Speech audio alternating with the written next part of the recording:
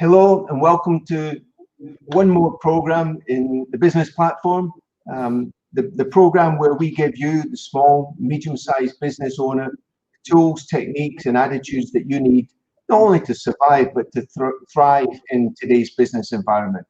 And it's my big pleasure to welcome our guest today, Gordon Tredgold, who's an author, speaker, consultant, huge amount of experience in the world of leadership and business. He's got a ton of great stuff to share with us. Gordon, welcome. Thank you for being on the show. Maybe just to start, just introduce yourself. I know hundreds of thousands of people know you from your social media platforms, but just introduce yourself to our audience. Yeah, so my name's Gordon Tredgold. I'm from Leeds in the north of England. I have a background in mathematics, which got me moving into IT, where I was started as a programmer and then became a project manager, turnaround expert, and leading and driving large change programs. And did that for 25 years, leading teams of up to 1,000 people and running projects, programs, $150 million, $250 million departments. And then I decided I wanted to write about leadership. I always got great feedback. You know, I was one of those people that you meet a lot of people who deliver great results, but nobody ever wants to work for them again. Yeah. Because there's a lot of dead bodies, and I wasn't like that. I created I found that you needed the people in order to be successful, and part of what we need to do is make sure that we take care of them. And by doing that, I was able to not only achieve great results, but have high staff retention and have people looking to want to come and work with me. So I wanted to share the approaches that I used to do that, both from a leadership perspective, but also as well how I turned failing projects around, because it's great to be able to engage people, but once you've done that, you've got to be able to tell them what to do. Sure. You can't just be if you're a nice guy that everybody loves, but you don't generate results. That's a career that doesn't have a long shelf life. Popular, but not getting it done. So I kind of mix the two. Wonderful. And just so that everybody knows just how international we are today. So I'm a Scotsman who lives in Brazil and has a global practice, and Gordon's an Englishman who lives in Spain and has a global practice. So we're covering most corners of the world in today's conversation. So maybe let's just kick off on.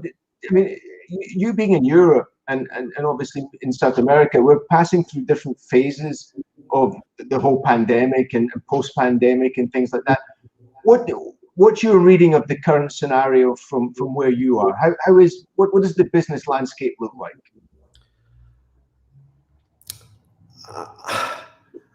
I think we'd all like to think that by Q4 everybody's going to be vaccinated and we're going to be back to normal. And yet the UK have vaccinated 50% of the people, and Boris Johnson's announced a £5,000 fine for anybody who travels abroad, and that's with 50% of the population vaccinated. So I don't think anything's going to be back to normal in 2021. Yeah. Whatever normal means. So I think we're going to see more of the same for the next. I think we've got another 12 months of this. Yeah. So, and a lot of what we've seen happening, I think people have battened down the hatches, tightened the purse strings, adapted, and are trying to survive to get to normal. And yet that's going to be another 12 months. I mean, for me, this time last year, January last year, I had 16 speaking gigs lined up. At the moment, I have 2, and they're in December, and I'm not convinced they'll go ahead. So, and a lot of the in-person training I did, again, people are talking about it, but they don't know when. I'm being asked to go to Ghana, but Even if I was vaccinated, would I want to do that? I'd have to investigate and see what the situation there. So I think what we're going to see is people are going to have to adapt their business and take it out of just survival mode and really think about how am I going to be different permanently rather than hoping. It's a bit like, we're a bit like a couple and she's left and you sat there hoping she's going to come back.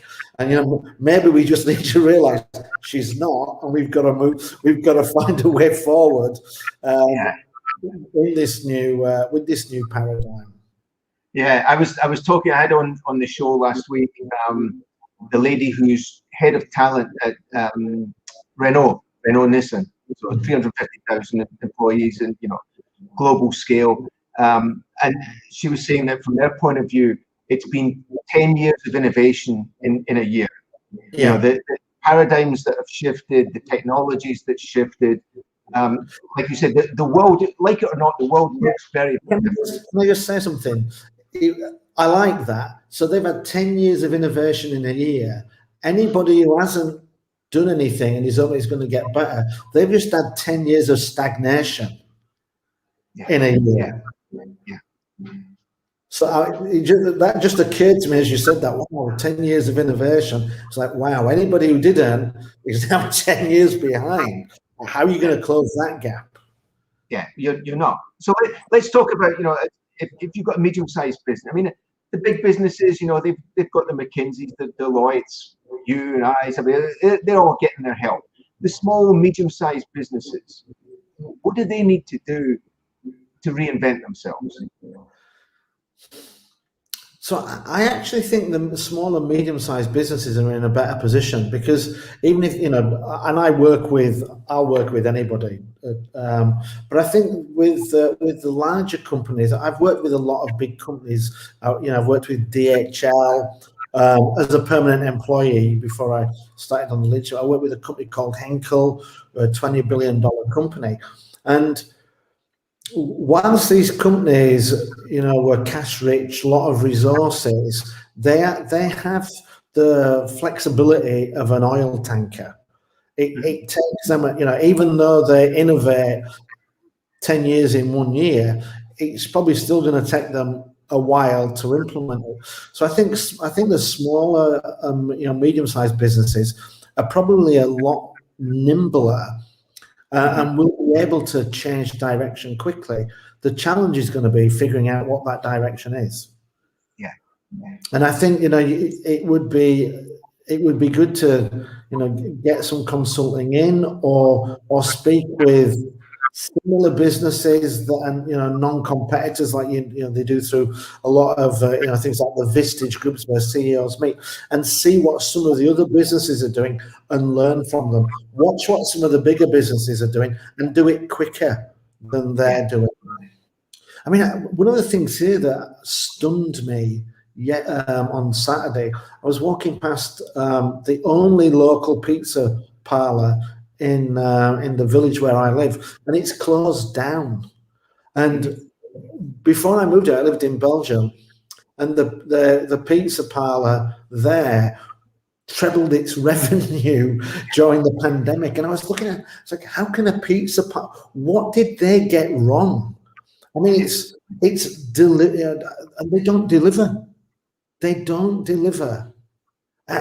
The demand's going to be there because everybody will eat pizza, and yet they didn't deliver the required customers to come and visit. And where we are, we're coming out of the lockdown now. But I live in a small town of about 2,500, and there's a town of 50,000 one side and 25 the other.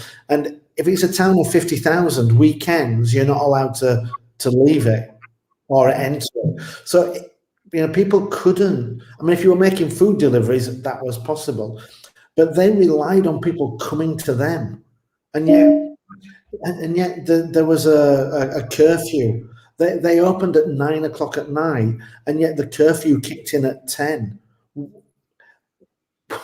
why are you not adapting to your, you have something that's easy to deliver, and yet you've gone bust.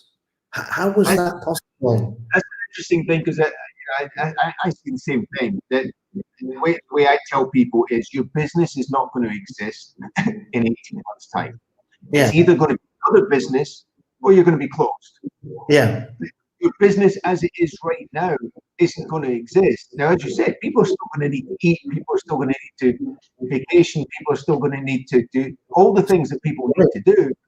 It's just going to look different. And I think that's a beautiful example you just gave of somebody who's able to pivot and say, here's the opportunity, let's go after it. And someone says, no, but we've been like this since World War II. We're going to carry on. It's like, unfortunately, the world doesn't care. If you want to stay the same, the world doesn't care.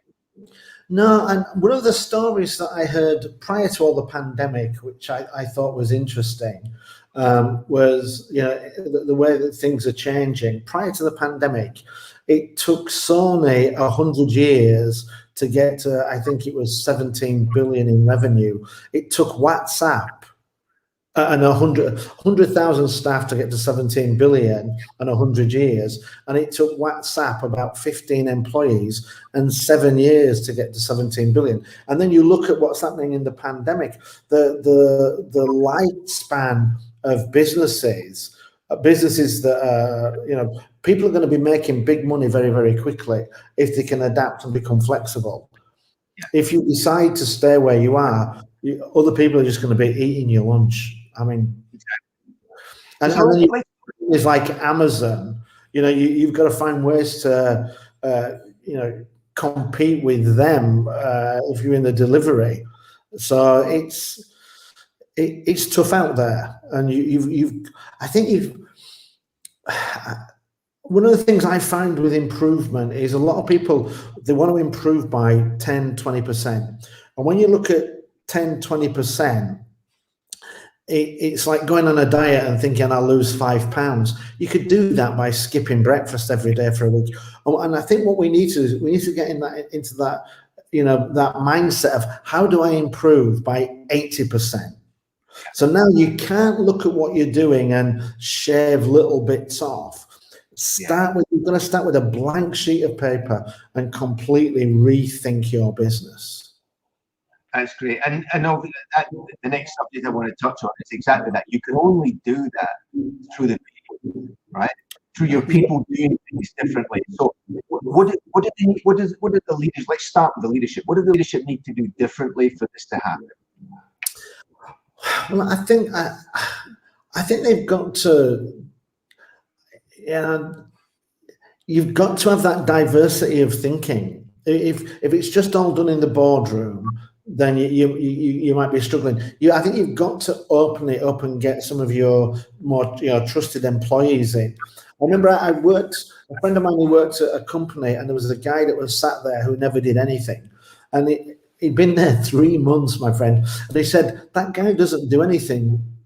Why do we have him? And they said, 2 years ago, he did something that saved the company 18 million, and we're just hoping he's going to think of something else. But that was a guy on the shop floor that came up with that brilliant idea. And leadership is, I wrote this in an article today, a lot of people think about leadership as you've got to come up with all the answers. And actually, leadership is not about coming up with the answers. It's about coming up with all the questions and then figuring out the right people to ask to get the answers. And they have the courage to act on the answers, which is the other. I mean, sometimes I hear a lot of leaders who do that lip service thing and who do want to, let's involve people, let's talk to them. And then my transformation projects, it's funny because we do these big transformation projects, Johnson & Johnson, Nasdaq, that type of thing. And they're always reporting out to the CEO or the C-suite.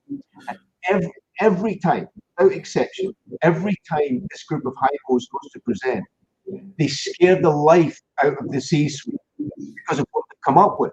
Even though these are the high potentials of the organization, they've worked on this project for a year, they've got a solid business plan, it's great, it's all stakeholder managed, it's perfect. And it just terrifies them So I mean, the leadership needs the courage to act on what they hear from the team. Yeah, no, absolutely. And I think one of the things I learned early in my career, and please don't think of me when I say this, because I am a consultant and didn't want to come in and help companies. But a lot of times I worked for companies where we brought consultants in who would then ask me what I thought, and I would tell them, and they would go and tell the boss, and the boss would think it was the best thing since sliced bread. And all they've done is they've paid somebody 100,000 to tell them what somebody on their staff would have told them for free, but they weren't prepared to listen to them. Yeah. You know, so listen to your staff, especially if they've got, you know, good ideas. And I think people have got to be, you've got to be bold and got to be brave. I mean, my brother does. He's a mountain guide, you know, ex-military, and did mountain survival and all that. And what he does is he does team building and takes, you know, companies like NatWest on Yorkshire Three Peaks walks, team building, charity raising. But can't do that because you can't go out in large groups. So what he did was he created challenges where he calculated how many times you have to go up and down a flight of stairs to do the equivalent of the Yorkshire Three Peaks. And Mount Everest, 1,970 times. I know because I climbed Mount Everest via the stairs.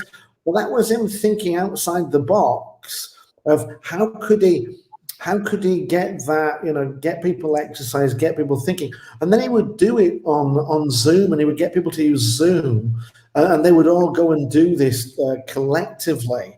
And I've seen other people that, you know, you probably see it on Facebook all the time. There's adverts where you can get a medal for doing the equivalent of walking Adrian's wall in your own home, just going up and down the hallway. But it's that kind of creative thinking. Just go and look and see what other people have done, and then ask, how could I apply that in my business? Yeah. I mean, one of the things that amazes me, and I maybe I'm just wrong, and people have done it, I don't know, but I'm always amazed when you look at, you know, Southwest Airlines came up with we only fly 737s, one plane, one crew model, blah, blah, blah, blah, blah. And then that gets copied by every budget airline. And yet, every time I go to rent a car at an airport, there's 23 different versions of car. Why isn't there a car hire company who just rents out I think in the US, the most common car was a Toyota Corolla. Why isn't there a car rental company who only does Toyota Corolla? Seats for, you know, we'll buy it in bulk. We've got one set of, and yet nobody's done that. And I don't understand why, you know, people are looking at other models like that and then asking, how do we apply that in our business to leverage, you know, cost, scalability, or optimization, whatever it might be. I was talking to a client last week who they do, you know, like these back end platforms, you know, data. You know, the chatbots that when you go in your banking account and all that kind of stuff, and they analyze the data and feed it back to the client and saying, here's what we're learning about your business. And they had a car company as a client, and they were one of the first in Brazil to get this model of hiring to people who want Uber drivers. So, you know, they actually identified, oh, people are hiring your car to go out and work as Uber drivers. So they actually set up a business model based on that. And now I spoke to them last week. They've got a new thing, which is car as a service, which is like, you know, car as a service, yeah, like software as a service. Like basically, I don't know if you have them in Europe as well. But here we have, you know, like bicycles and stuff like that. And you go there with your cell phone and you scan the QR code and you use it and then you leave it. They were doing that with cars in, I can't remember what it was called. They had that in Brussels. Yeah. The kind of thing, and you would just log in and it would tell you where the car was. You drive it, you drop it off, leave it filled up, and then off you'd go. Cheaper than car rental. Yeah, and it's so again going back to that point that we were making about there are new businesses and people will make lots and lots of money out of it. And sometimes people get frightened, like, well, but I'm not a technical guru. I don't know algorithms. I don't know what AI is. I don't know about machine learning. I always say to them, you don't need to. You just need to know someone who does know. You know, what are your thoughts coming out of, you come out of the IT world? So for me, one of the challenges in the IT world is that we have some really, really smart people, but they don't know business.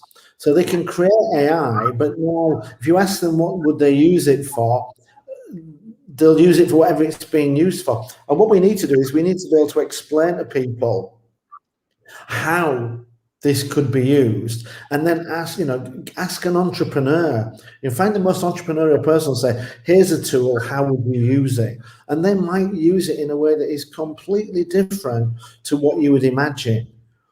And I think, so get the experts, but don't expect them to tell you how to use the tool. Get them to tell you what the tool is. Yeah. And you've kind of got to do that. I mean, we were doing big data. Oh my God, we've got to get big data. And I used to say all the time, what's the question we're trying to answer? We don't know. Well, how do you know you've got the right data? But that that mindset of big data, we'll just go and get all the data we can. You've got to have some entrepreneurial, innovative thinking around how to use that tool.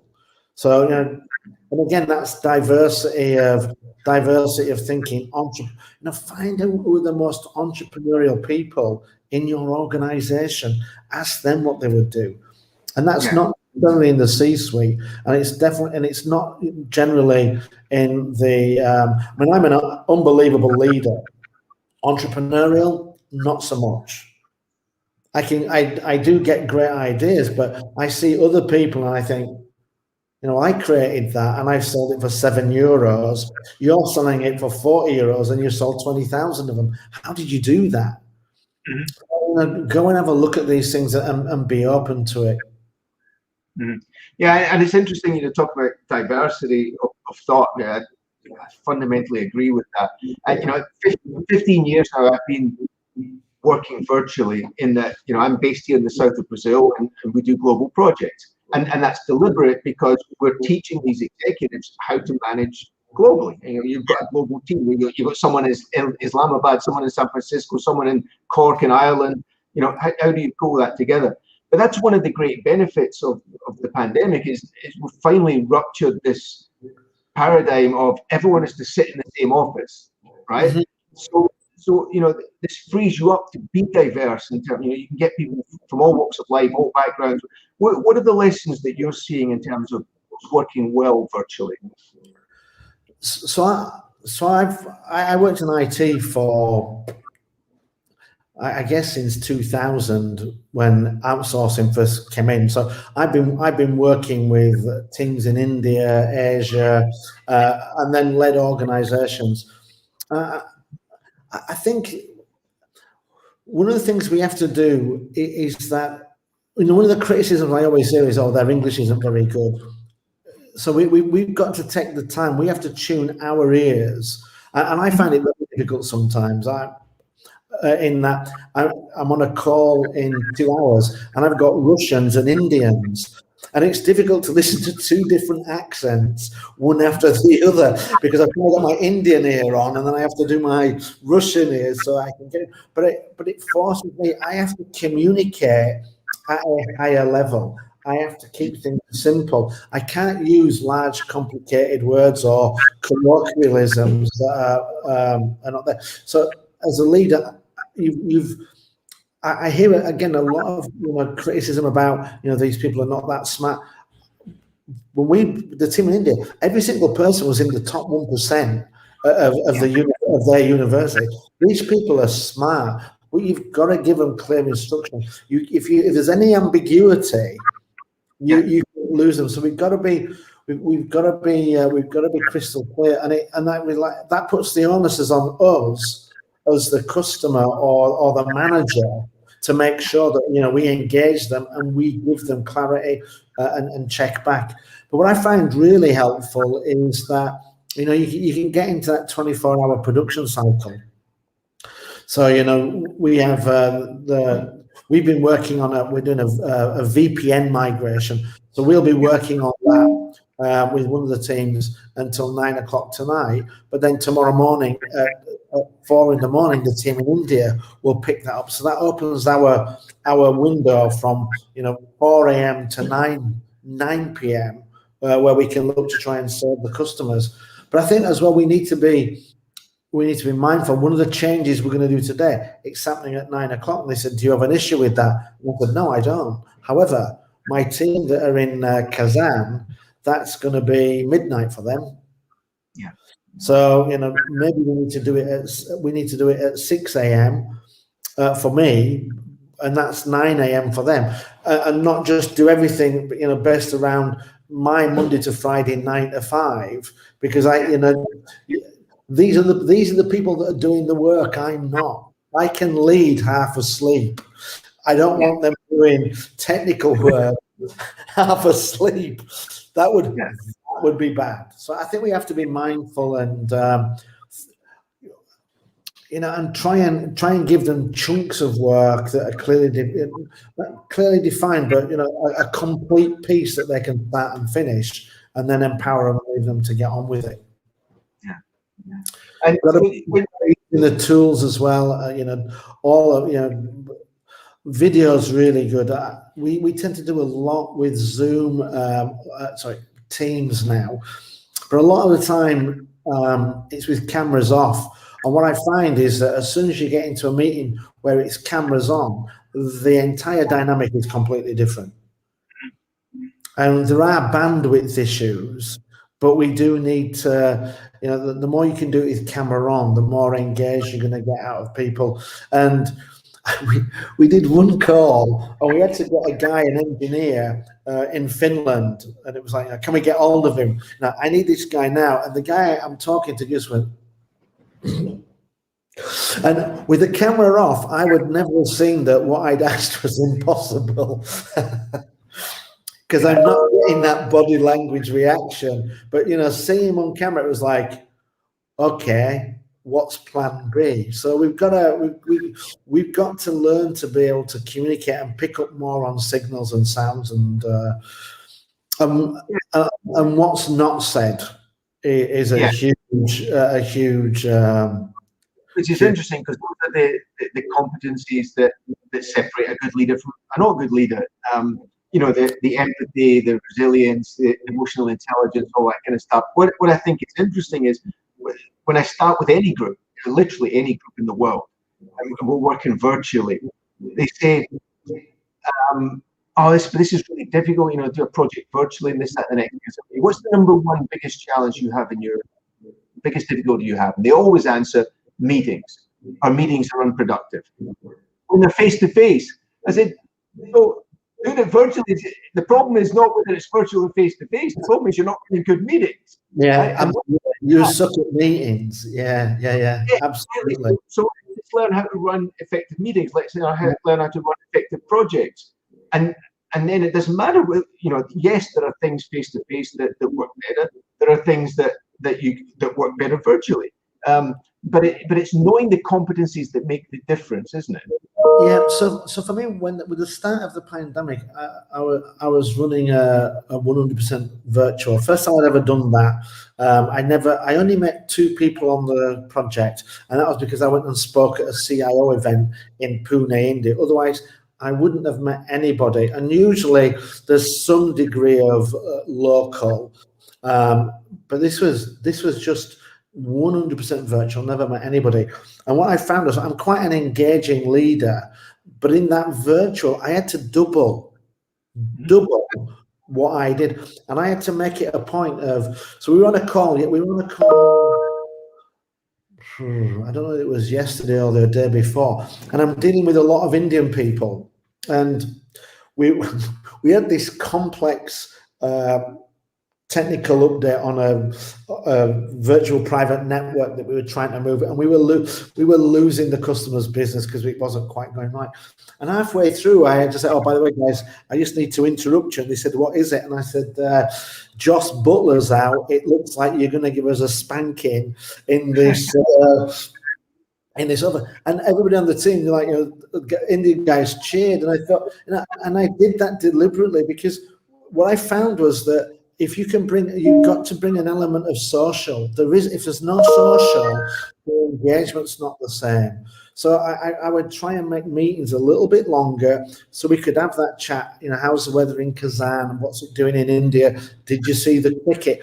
Kind of have a 15-minute water cooler before some of the meetings, or not every single meeting, but did that to try and break it down. Because what I find is that in a lot of these meetings, when we get straight into the meeting, and if I've never seen you face to face and we've never had any dialogue, if you say something stupid, I think you're an idiot.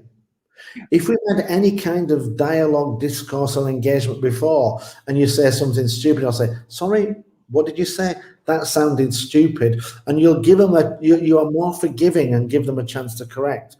Whereas if it's just 100% business, no camera, Sam, you just sat there thinking, what an idiot. And we've got to get out of that mindset and try and create a sense of community, sense of engagement.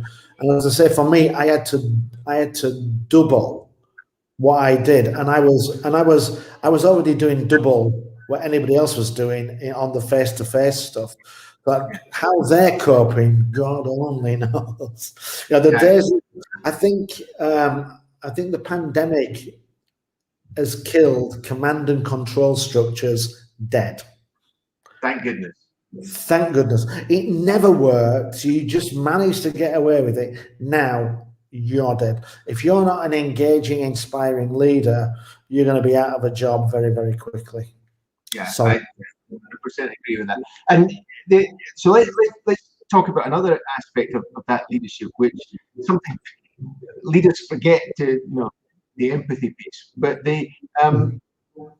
when people are working from home, right, there are other elements that come into play, right? They're looking after kids, they're looking after sick relatives. Maybe they don't have a room. How many people have a room in their house where they can work from? And burnout as well. If you're working on a global project, you want to make a good impression. People are trying to work 16, 18, 24 hours a day. How do you help deal with the people, the real life stuff that comes in as well? Well, so I think we have to be flexible. We've been doing a migration of 75 sites, and one Indian guy has been involved throughout. And the customers in the UK, he's in Pune, so there's a 4.5 hour, 5.5 hour difference, and they're constantly wanting to have meetings at 5 o'clock. So immediately that's 9:30 for him. So what I try and do is I try and have the meetings, let's have the meetings at 9 a.m. in the morning. So any meeting we want to get anything done, let's have it when it's a good time for all of us. And you just got to be mindful of the time, and tell people, come in late tomorrow, or send them off home.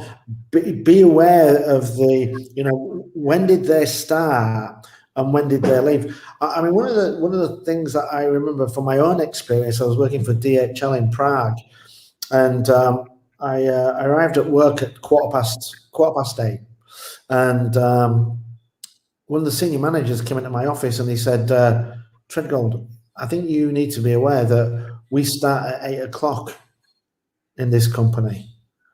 And I said, what? And he said, you need to be here at 8 o'clock. And I said, okay. So, and anytime I'm not here at 8, you're going to come and give me a chewing out. And he went, yeah, because we start at 8. I said, great. Happy to do that. Will you do me a favor? Will you come and kick me out of my office at 6? Because I was here till 11 last night, which is against company policy, because we only work 8 to 5. So if you're going to stand at my door at 8 in the morning wondering where I am, I want you kicking me out at 5 o'clock, or you can. Absolutely. A few choice words. And he just looked at me and I said, oh, by the way, not only was I in the office at 11 last night, but the 2 previous evenings. Sure. So I kind of feel free to come and go when I please, because I'm doing 50 days at the moment. which again goes back to that command and control thing. I mean, if you're not managing by results, then you're in trouble. I mean, it's like, okay, here's what we need to deliver.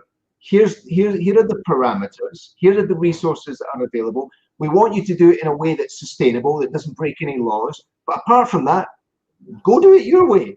If you want to take a 2-hour siesta in the middle of the day, that's fine. Just deliver what you need to deliver in a way that's legal and sustainable. So I wrote a book called Fast, about 4 things. 4 things you need in order to be successful: focus, clear goals, objectives, communicated, everybody understands. Second is accountability. People have got to know. You need to know who's involved. You need to tell them what you expect, hold them accountable for outcomes, and then follow up. Simplicity, understand how you're going to be successful, communicate that. And the last part is transparency. How are we performing? And a lot of leaders, if you're on a diet where you're going to lose 10 pounds in 10 weeks, you don't want to know how the person's feeling. You need them in your office every Monday on the scales and see the data of, is the weight going down? Is it going up? If it's going down, pat on the back, good job, well done. If it's going up, we need to change the approach. But a lot of people manage by gut feel. And if you have no metrics, what are you holding people accountable to? Oh, I know. Were you here at 9 and did you look like you were working late? You're focused on the wrong things, and you're gonna piss your employees off with that approach. And not only that, but not only that, you ask managers, senior leaders, who are your high potential, who are your top performers, who are your top, not even high potentials, which is another element, but who are your top? Oh, it's John, it's Mary, it's this. Okay, how do you know that? Oh, because they always do what I want them to do. That's not a metric. So I was working for Henkel, and I'm a huge sports fan, and so I love metrics, because when we do your review at the end of the year, as far as I'm concerned, if you're bottom of the table, you're getting relegated. And we don't have to discuss whether you should or you shouldn't. If we've been looking at the league table every week, it doesn't lie, and it's not a surprise to you. It's not a surprise to me. And if we've been working on how to move you forward, we can do that. But we used to do this. You had to grade people low, medium, strong, and top. And we had to do it for our own departments, and then the heads of the departments would meet, and only 10% of the people could be in the top. And if somebody had got somebody that they thought was, pushed up to 12%, now I might have to take somebody out of my top to accommodate. And we were doing this, and I said, "Oh, this guy's Dave. He's top." And he said, "Well, I don't think he's as good as Bob." And I said, "Well, so tell me about why Bob's good." He said, "Well, he's really critical. We need him." I went, "That's not about performance. That's about need." "Yeah, but you don't understand that without him, we can't do anything." Again, that's not about performance. That's need. "Tell me what he's done that makes him top." And he said, "Well, tell me what Dave's done that's made him top." I said, "He's delivered 100% of his projects on time, on budget.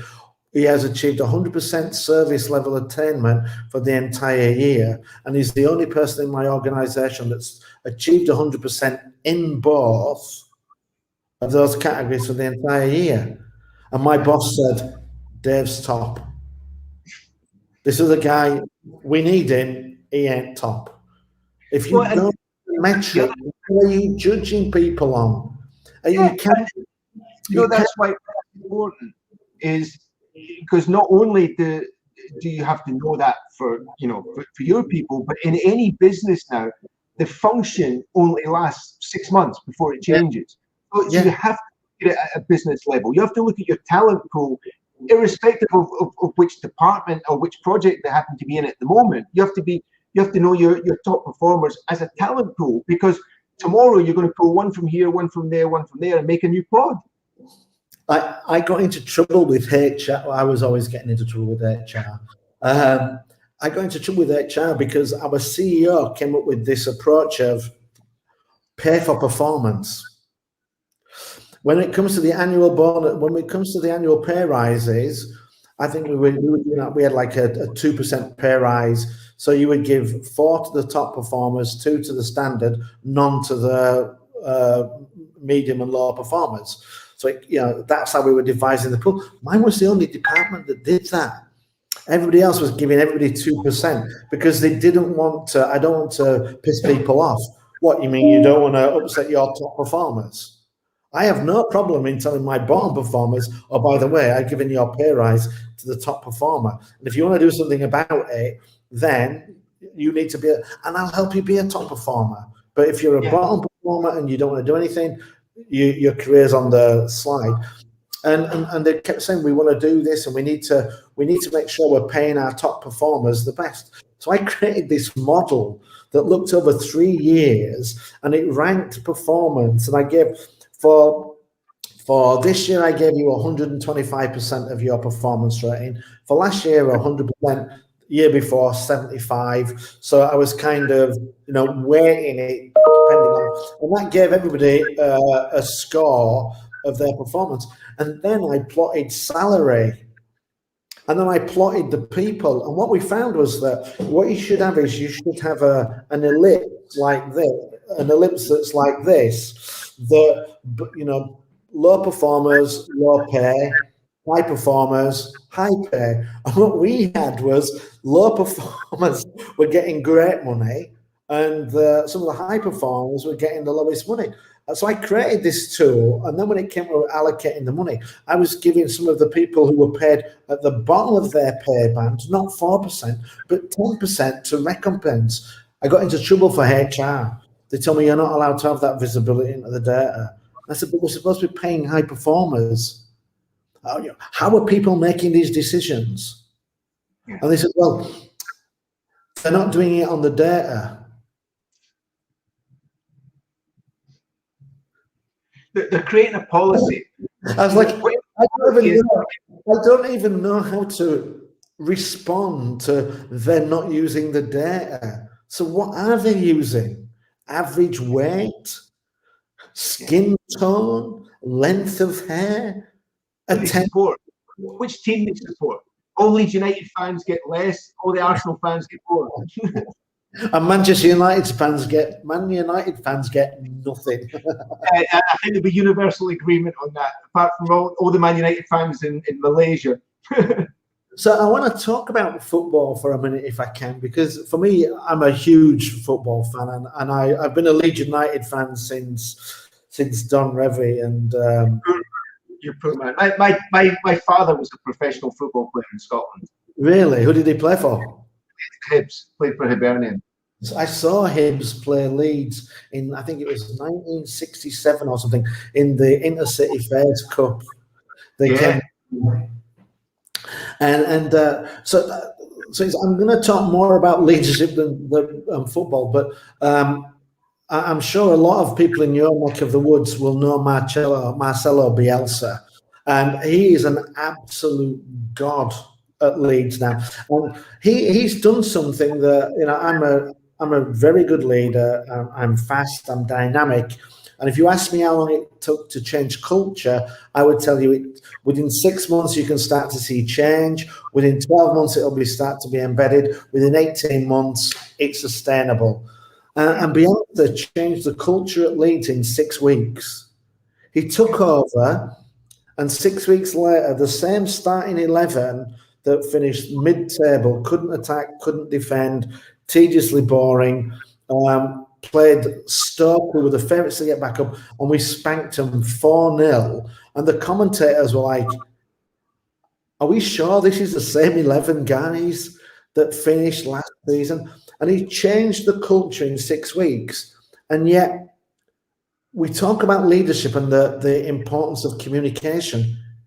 He doesn't speak English. Not only does he not speak English, he doesn't say a lot. So this feeling that leadership, you need to be a great communicator, sorry, that's not true. And if you actually look at Bielsa, a lot of it is about you know, his passion, his commitment, his energy, his integrity, his drive, determination. And that's what he uses to create the culture. So it's not necessarily about communication. It's clearly not about what you say. Clearly, it's about what you do, because they have no clue what he's saying. One of my pet peeves is, you know, these organizations who spend millions, literally millions of dollars on competency frameworks. And here are our competencies. And you say to the manager, do you know what this has to do with performance? And no, it's just something HR needs us to do. And it's like, okay, so you're, as a company, you're saying one thing. You go on the website and it's here, we care about our people, here are our competencies, here are our values.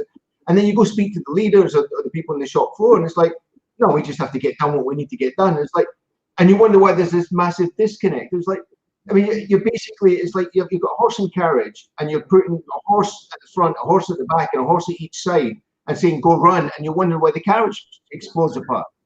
So I'll share with you, and you can share it with the audience if you like. I created what I call a strategic alignment challenge. Basically, it's a pyramid, and at the bottom is culture, who we are. Above that is purpose, why we do it. Above that is mission, what we do. Above that is vision, where do we want to go? And above that is goals. And I work with a few companies, and I ask them to fill that in. And you can see them, they start filling it in, and then they realize that none of it is aligned. You know, we have this culture of innovation, and yet we're a company who we're not an innovative company. That doesn't fit with our mission or vision, and it doesn't fit with our purpose. And if you can get all those things aligned, we can move it together. And I think so I'll share that with you. People can download it. It's a simple chat, but it just forces you to write all four of them one under the other, and then say, you know, does that stack up, or is it like a football kit where you've got purple socks, green shorts, and an orange top, and you think, yeah, that's never going to work. You probably discover as well is that most companies, in my experience, have this schizophrenia between the culture that they actually have and the culture that they admit to themselves or would like to have. You know, it's you go in there and say, oh yeah, this is our culture, and you go, no, it's not, because I'm a consultant. I come in from the outside. I can tell exactly what your culture is within 5 minutes. Yeah. And 90% of the time, what they say their culture is what they would like it to be. It's not what it is. Yeah, and it's not what they live. Yes.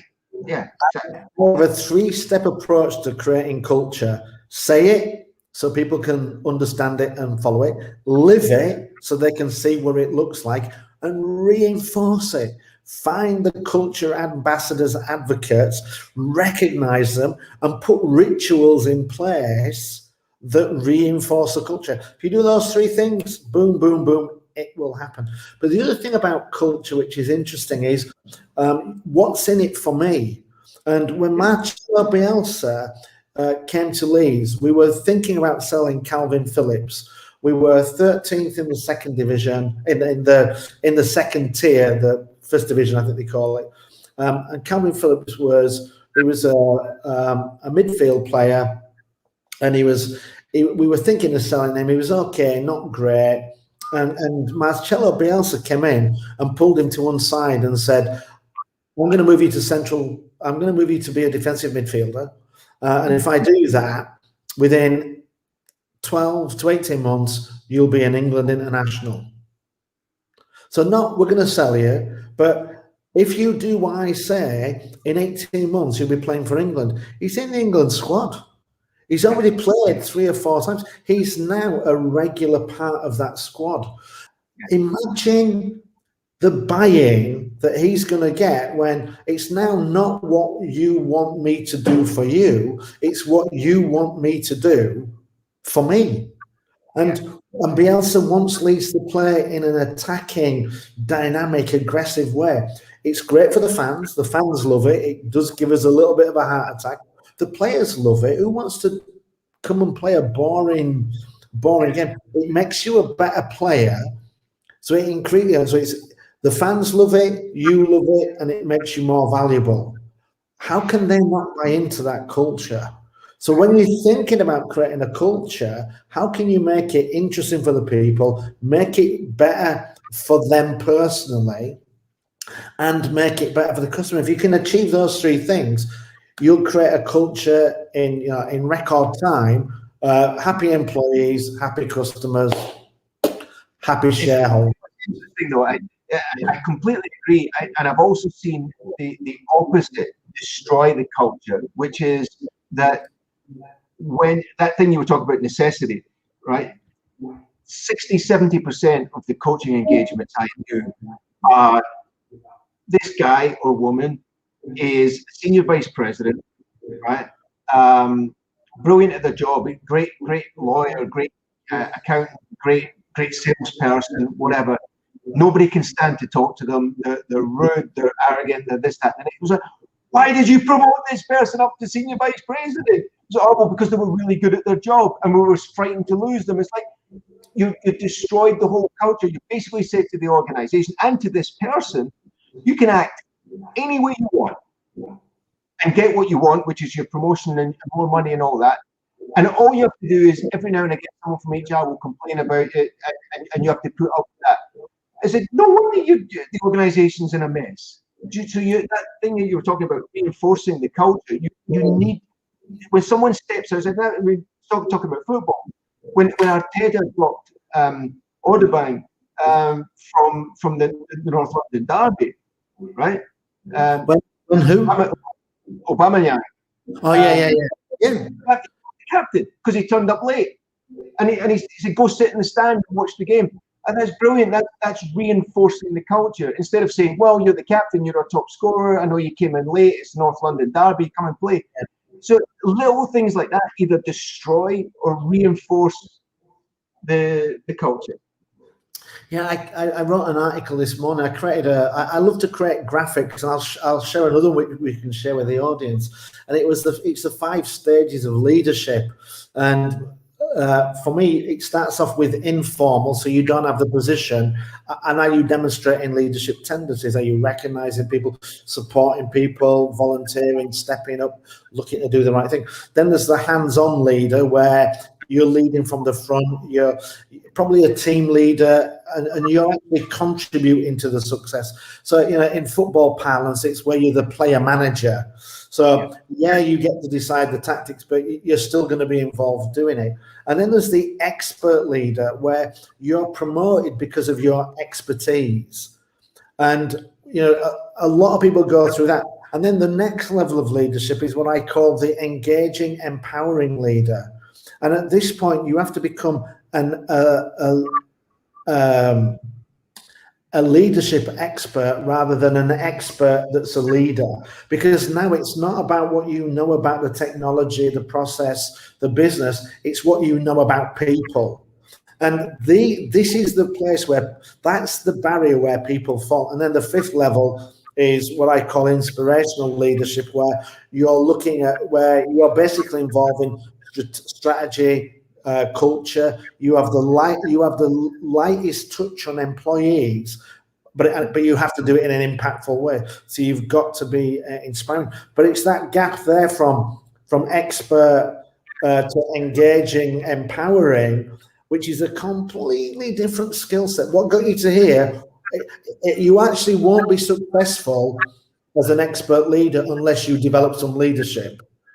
And you definitely won't get to that next level, because to get, for me, it's like me now, I'm leading a project where we're working in Azure, which I know nothing about, and we're doing voice over virtual private network migration, which I know nothing about. So I can't be an expert leader. I'm a leader of experts. Yeah. But I know nothing about this. So it's all about the people, putting them in a position where they can be successful. But as you say, I was the 5th program manager. The other 4 were all experts, but none of them could deliver it because they weren't able to create a simple vision, put people first, and create progress. And I think the statistic from Gallup is that 87% of the time companies promote the wrong people. And again, coming back to football, Marcelo Bielsa, we love him. He stopped playing at 25 because he realized he wasn't going to be a good footballer. Phenomenal manager. Jurgen Klopp, unbelievable manager. I think he played in the German second division. Not a very good player, great manager. Pep Guardiola played for Barcelona and Spain. Great player, great manager. Jose Mourinho, I don't even know whether he played football. I think his dad played and he tried and failed. So being an expert player doesn't make you an expert manager. Yeah, I'm an Arsenal fan, so Arsene Wenger, same thing. You know, he was a second division centre half who stopped his career early and decided, no, I'm going to be a manager. This is what I need to do. Well, you probably. I don't know how petty you are, but you might have laughed when Chelsea had to let Frank Lampard go. I mean, guy, it was tough. I didn't laugh. Phenomenal player, their highest ever goal scorer, I think. He passed Dixie Dean, I think, was their goal scorer. Amazing player, but when it came to leading and managing at that top level, couldn't do it. Didn't have the skills. That doesn't mean you'll never be able to do it. But just because you're an expert player doesn't mean you're a master tactician or a leader of people and can create that. So choose your wisely.